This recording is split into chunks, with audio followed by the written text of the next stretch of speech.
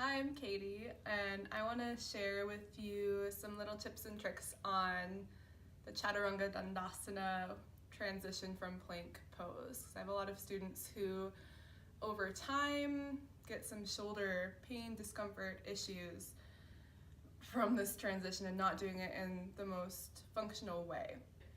This transition that we often see in vinyasa class where you lower halfway down and then press up into an upward facing dog.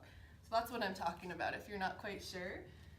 But for those of you who come into this transition and find that as you lower down, I'm going to lower my knees to do this, you kind of just collapse and fall right in, and it's a really quick transition. That can mean a couple of different things. First one being maybe your core and shoulders just don't have quite the strength yet to do the transition with the knees off the earth. And the second option being just that you need to slow your pace down a little bit. So if we're here in plank pose, ideally the transition, and this can be with the knees up or the knees down, and I kind of recommend the knees down on the ground, especially when you're just getting started with this, because it will really help protect and support the shoulder. We want this transition to be a full exhaling breath, so it is nice and slow. And you'll also notice, and I see a lot of people when they transition here, the elbows coming out wide, like this.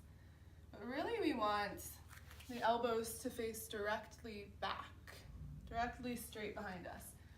So if the hands are closer in toward the body, they might graze the rib cage.